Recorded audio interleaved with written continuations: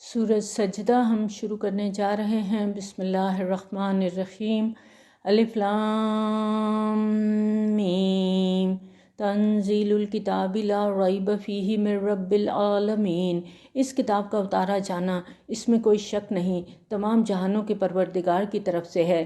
ام یقولون افتراہ، کیا یہ کہتے ہیں کہ محمد صلی اللہ علیہ وآلہ وسلم نے اسے خود گھڑ لیا ہے؟ بل هو الحق من ربک لتنذر قوما ما اتاہم من نذیر من قبلک لعلہم یہتدون۔ نہیں، بلکہ یہ حق ہے آپ صلی اللہ علیہ وآلہ وسلم کے رب کی طرف سے، تاکہ آپ خبردار کریں اس قوم کو جس کے پاس آپ صلی اللہ علیہ وآلہ وسلم سے پہلے کوئی خبردار کرنے والا نہیں آیا، شاید کہ وہ ہدایت پائیں۔ اہل مکہ حضرت اسماعیل علیہ السلام کی اولاد میں سے تھے، اور ان کے لیے حضرت اسماعیل علیہ السلام سے لے کر نبی صلی اللہ علیہ وآلہ وسلم تک طویل عرصے تک کوئی نبی یا رسول نہیں آیا تھا۔ اس آیت میں اسی حقیقت کا بیان ہے۔ اللہ الذی خلق السماوات والارض وما بینہما فی ستۃ ایام ثم استوی علی العرش۔ اللہ وہ ہے جس نے پیدا کیا آسمانوں کو اور زمین کو اور جو کچھ ان دونوں کے درمیان ہے 6 دنوں میں، پھر وہ متمکن ہوا عرش تخت حکومت پر۔ نہیں ہے تمہارے لیے اس کے مقابلے میں کوئی حمایتی اور نہ کوئی سفارش کرنے والا۔ یعنی اگر اللہ تعالیٰ تمہیں پکڑ کر سزا دینا چاہے تو کوئی حمایتی، کوئی سفارشی اس کے فیصلے کے آگے نہیں آ سکتا۔ افلا تتذکرون، کیا تم نصیحت نہیں پکڑتے؟ یدبر الامر من السماء الی الارض، وہ تدبیر کرتا ہے اپنے امر کی آسمان سے زمین کی طرف۔ ثم یعرج الیہ، پھر وہ امر چڑھتا ہے اس کی طرف، یعنی فرشتے احکامات کی تعمیل کے متعلق اپنی اپنی رپورٹس اللہ تعالیٰ کے حضور پیش کرتے ہیں۔ فی یوم کان مقدارہ الف سنۃ مما تعدون، یہ سارا معاملہ طے پاتا ہے ایک دن میں جس کی مقدار تمہاری گنتی کے حساب سے 1000 برس ہے۔ یہ مضمون اپنی اہمیت کی وجہ سے قرآن مجید میں 2 مرتبہ آیا ہے۔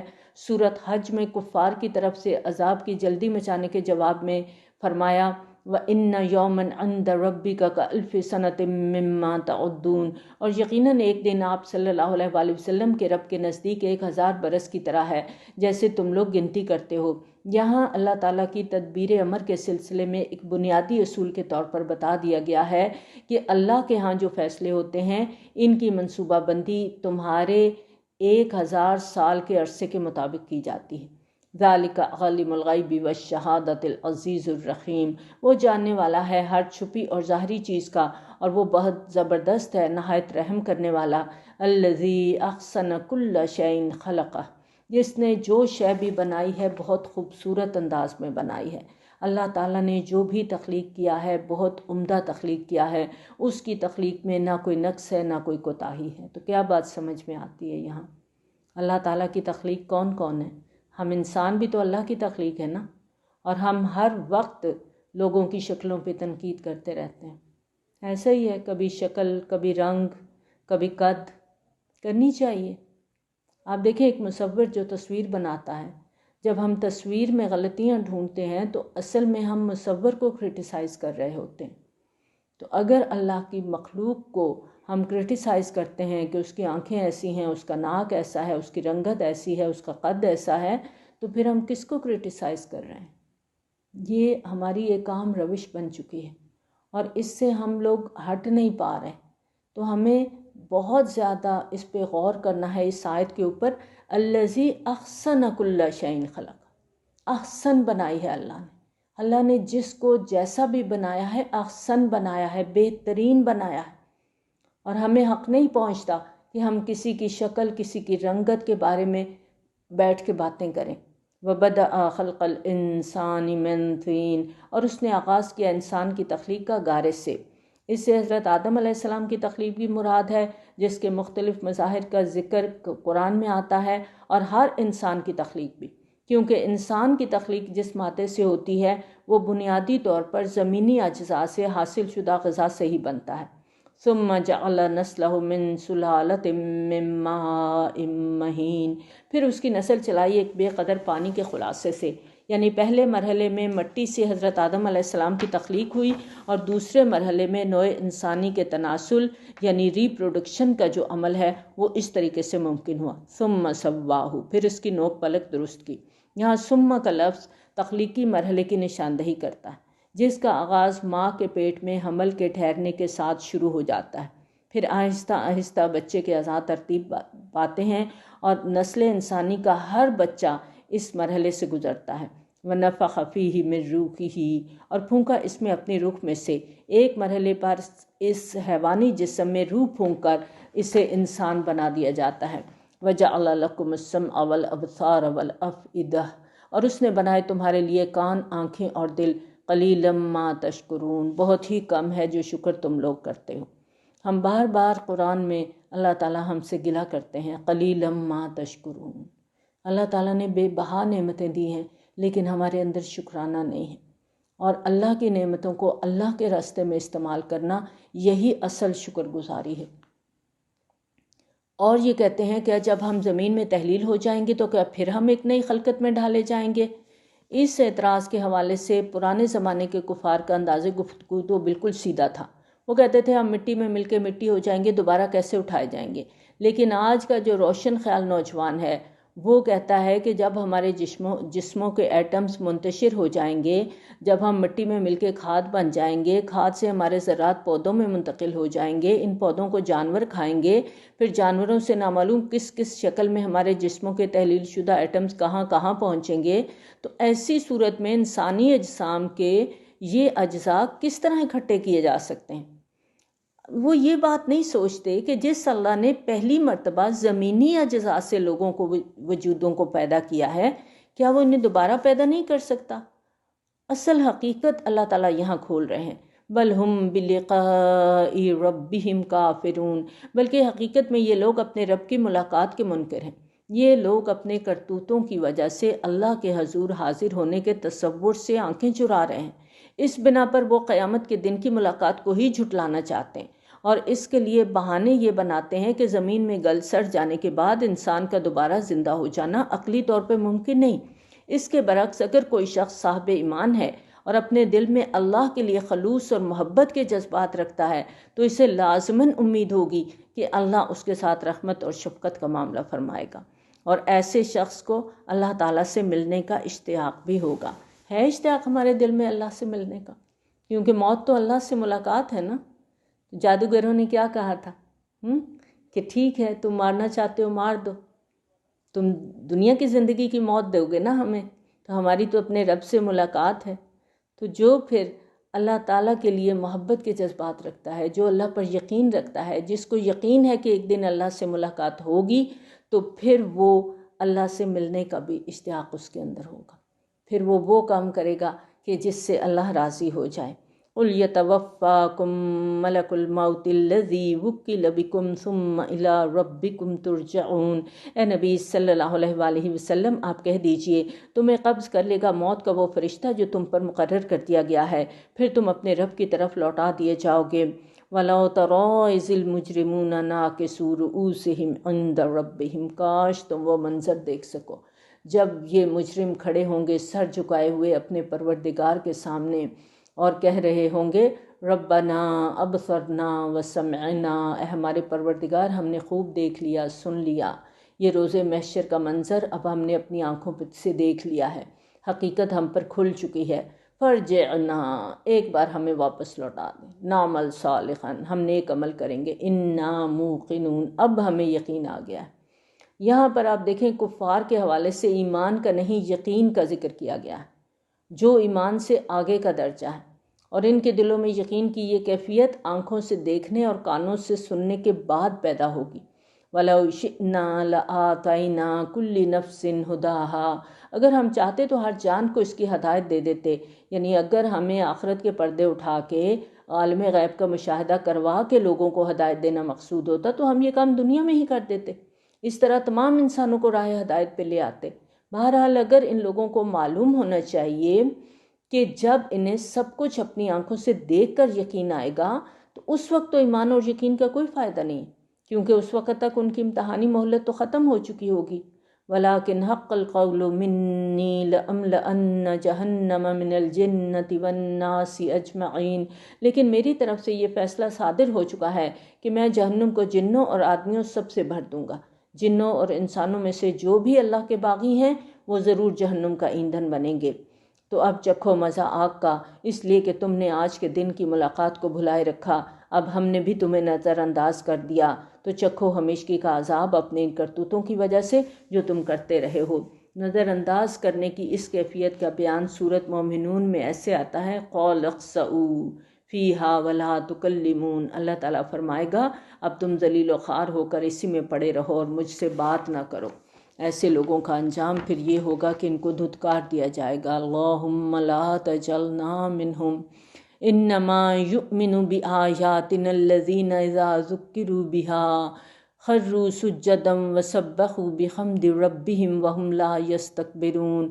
اور ہماری آیات پر ایمان رکھنے والے وہ لوگ ہیں جب ان کے ذریعے انہیں نصیحت کی جاتی ہے تو وہ سجدے میں گر پڑتے ہیں، اپنے پروردگار کی حمد کے ساتھ تسبیح کرتے ہیں اور تکبر نہیں کرتے۔ آیت سجدہ ہے، ہم سب سجدہ تلاوت ادا کریں گے۔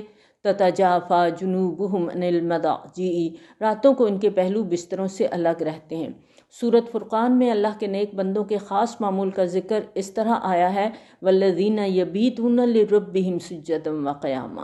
یہ لوگ راتیں بسر کرتے ہیں اپنے رب کے لیے سجدے اور قیام کرتے ہوئے، یعنی ایک طرف وہ لوگ ہیں جو ساری ساری رات غفلت کی نیند سوتے ہیں، اگر جاگتے ہیں تو یا تو موبائل کے ساتھ یا کمپیوٹر کے ساتھ، اپنے رب کے لیے نہیں جاگتے۔ فلمیں ساری ساری رات جاگ کے دیکھیں گے، گیمیں کھیلیں گے، لیکن اللہ کی خاطر نہیں جاگیں گے، ان چیزوں کی خاطر جاگیں گے۔ اور دوسری طرف اللہ کے یہ بندے جو راتوں کو اٹھ اٹھ کے اللہ کو یاد کرتے ہیں، کبھی قیام کر کے، کبھی سجدے میں گر کر، یدعون ربہم خوفا وطمعا، وہ اپنے رب کو پکارتے رہتے ہیں خوف اور امید کی کیفیت میں۔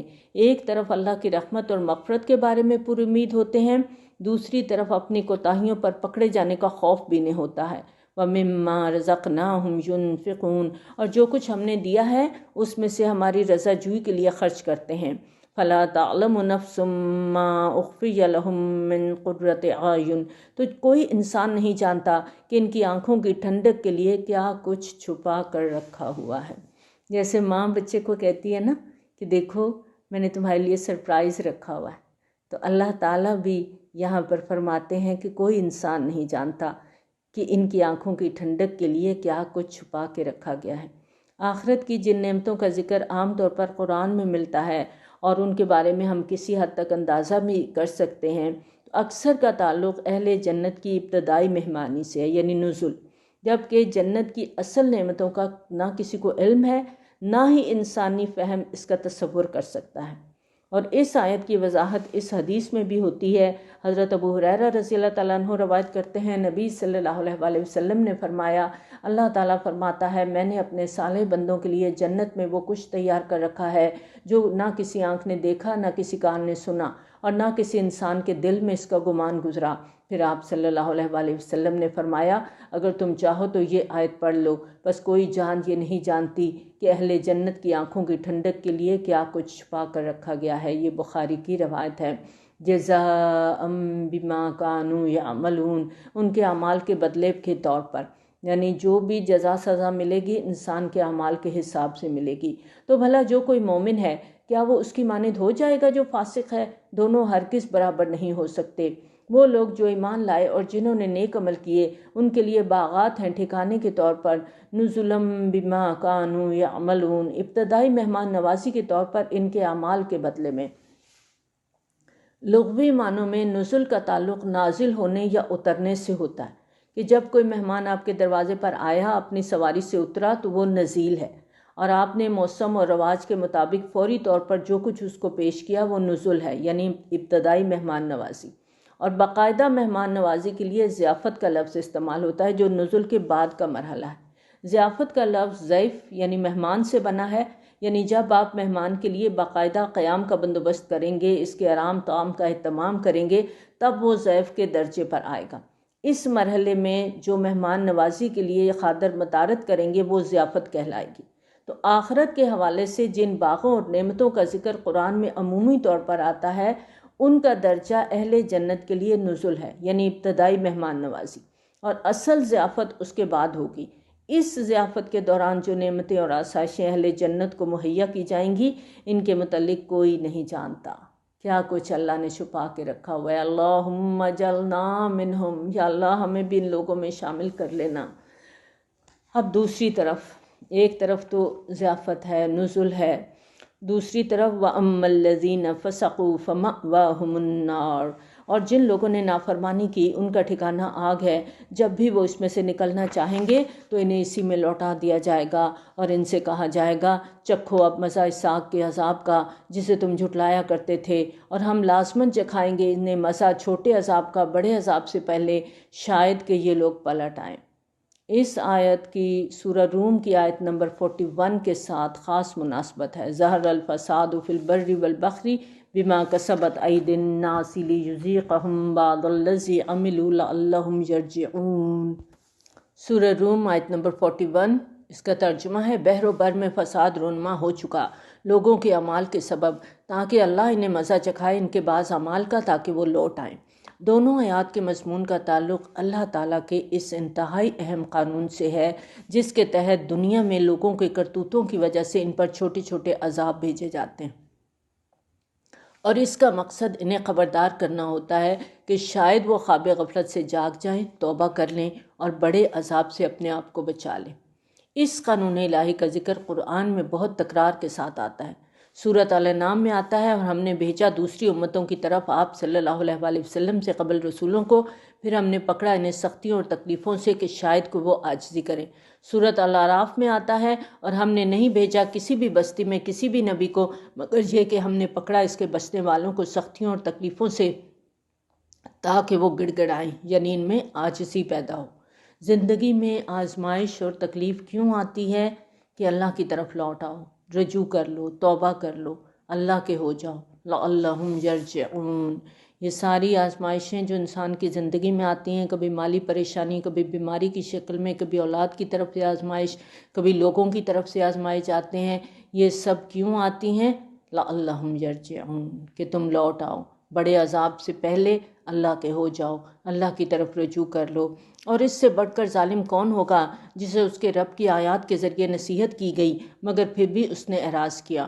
یعنی اگر کوئی شخص کسی عام نصیحت کی پرواہ نہ کرے اور کسی منطق کو ٹھکرا دے جو کسی انسان کی منطق ہے، تو وہ تو اور بات ہے کہ کوئی بد نصیب ایسا بھی ہے جو اللہ کی آیات کو نظر انداز کر دے، اللہ کی نصیحتوں کو نظر انداز کر دے اور اپنی مرضی اپنی منمانی چاہے۔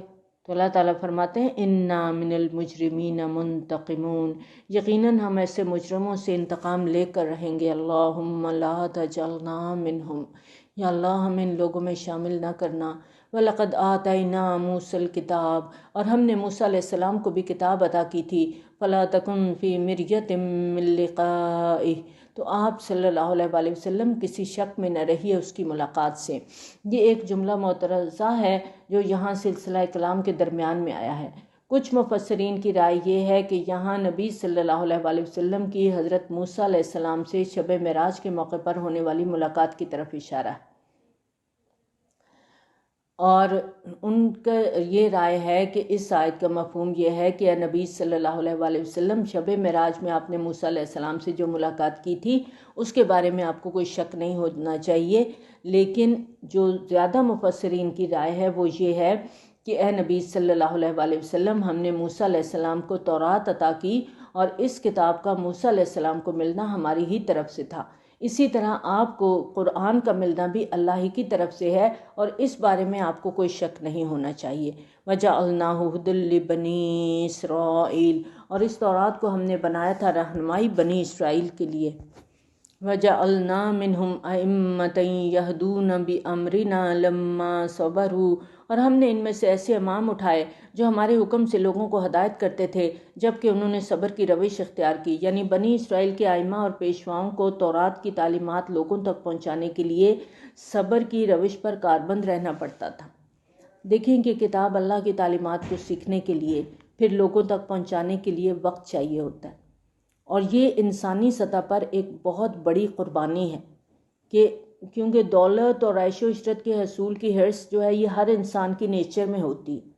اگر کوئی شخص اپنا بیشتر وقت دنیا اور اس کی آسائشوں کے حصول کے لیے صرف کرتا ہے تو پھر اس کے شب و روز میں اللہ کی راہ میں جد و جہد کے لیے تو وقت نہیں ہوتا، وہ تو دنیا کمانے میں لگا ہوا ہے۔ اگر کوئی اللہ کے راستے میں نکلنے کے لیے کمر بستہ ہوتا ہے تو اس کے لیے اسے صبر اور ثابت قدمی کا دامن تھامنا ضروری ہے، کیونکہ پھر دنیا کی آسائشوں کو خیر بات کہنا ہوگا، اور اس راستے میں امر بالمعروف اور نہی عن المنکر کے لیے بھی صبر چاہیے۔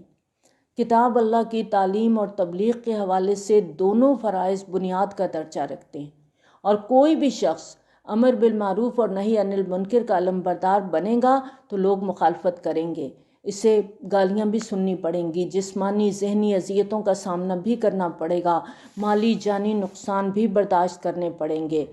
آج کے دور میں قرآن کی تبلیغ میں یہ آیت ہمارے لیے بہت بڑی نشان منزل بن سکتی ہے کہ ہم اس آیت پر عمل کرتے ہوئے قرآن کے پیغام کو آگے پہنچائیں کہ ہم صبر کے ساتھ ان منزلوں کو طے کریں۔ وَقَانُوا بِآيَاتِنَا يُوقِنُونَ، اور وہ ہماری آیات پر یقین رکھتے تھے، یعنی بنی اسرائیل کے ائمہ جو کتاب کی تعلیم و تبلیغ میں مصروف تھے وہ صبر کرنے کے ساتھ ساتھ اللہ تعالیٰ کی آیات پر پختہ یقین بھی رکھتے تھے۔ یعنی کیا پتہ چل رہا ہے کہ اللہ تعالیٰ کی آیات پر یقین رکھنا، اللہ کے وعدوں کو من و عن سچ ماننا اور اللہ پر بھروسہ کرنا راہ حق کی جد و جہد کے لیے لازمی شرائط ہے۔ یقیناً آپ صلی اللہ علیہ وآلہ وسلم کا رب فیصلہ کرے گا ان کے درمیان قیامت کے دن ان چیزوں میں جن میں یہ اختلاف کرتے تھے۔ کیا اس بات نے انہیں ہدایت نہ دی کہ ان سے پہلے ہم کتنی قوموں کو ہلاک کر چکے جن کے مساکن میں یہ گھومتے پھرتے ہیں؟ قریش مکہ کے قافلے سفر شام کے دوران میں قوم سمود کی بستیوں کے کھنڈرات کے پاس سے بھی گزرتے تھے۔ یہاں شمشون فی مساکنہم کے الفاظ میں اسی طرف اشارہ ہے، یعنی یہ لوگ خود ان بستیوں کی تباہی کی تصدیق کر چکے ہیں۔ اور حال ہی میں کچھ برطانوی محققین نے ڈیڈ سی کے ساحل کے ساتھ پانی کے نیچے بستیوں کے آثار کی نشاندہی کی ہے، اور یہ تورات اور قرآن کے بیانات کی تصدیق ہے۔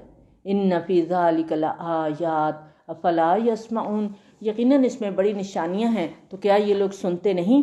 کیا انہوں نے دیکھا نہیں کہ ہم پانی کو ہانک کر لے جاتے ہیں بے آب و گیاہ زمین کی طرف، پھر ہم اس سے کھیتی اگاتے ہیں جس میں سے کھاتے ہیں ان کے مویشی بھی اور یہ خود بھی، تو کیا یہ لوگ دیکھتے نہیں؟ اور یہ لوگ کہتے ہیں کب ہوگا یہ فیصلہ اگر تم سچے ہو؟ مشرکین کا یہ سوال قیامت کے بارے میں بھی تھا اور عذاب کے بارے میں بھی۔ کیا مسلمانوں اگر تم اپنے دعوے میں سچے ہو تو پھر بتاؤ قیامت کب آئے گی، یا جس عذاب کا تم ہمیں ڈراوا دیتے رہتے ہو وہ کب آئے گا؟ قُلْ يَوْمَ الْفَتْحِ لَا يَنْفَعُ الَّذِينَ كَفَرُوا ایمانُہم، اے نبی صلی اللہ علیہ وآلہ وسلم آپ کہہ دیجئے کہ فیصلے کے دن لوگوں کا ایمان لانا انہیں کچھ فائدہ نہیں دے گا جنہوں نے کفر کیا ہوگا، یعنی انہیں یہ بات معلوم ہونی چاہیے کہ ایمان لانے کا فائدہ انہیں تب ہے اگر وہ دنیا کی زندگی کے دوران ایمان لائیں گے، یعنی آخرت کے تمام حقائق جو پردہ غیب میں ہیں، جب یہ لوگ عالم آخرت کو اپنی آنکھوں سے دیکھ لیں گے تب ان کا ایمان لانا ان کے لیے مفید نہیں ہوگا۔ وَلَا هُمْ يُنظَرُونَ، اور نہ ہی اس وقت انہیں کوئی مہلت دی جائے گی۔ آج یہ زندگی جو ہمیں ملی ہوئی ہے یہ مہلت ہے، اس میں اگر ہم توبہ کر لیتے ہیں تو یہ ہمارے اپنے لیے فائدے کا باعث ہے، لیکن موت کے آثار ظاہر ہو جائیں پھر یہ مہلت ختم ہو جائے گی۔ فَأَعْرِضْ عَنْهُمْ وَانتَظِرْ إِنَّهُمْ مُنتَظِرُونَ، تو اے نبی صلی اللہ علیہ وآلہ وسلم آپ ان سے اعراض فرمائیں اور انتظار کریں، یہ بھی انتظار کر رہے ہیں، یعنی اللہ تعالیٰ خود اپنا فیصلہ سنا دے گا کہ کون کس کا انجام کیا ہوگا۔ جو بھی وہ عمل کر کے آئے ہیں سب کا فیصلہ قیامت کے دن ہو جائے گا۔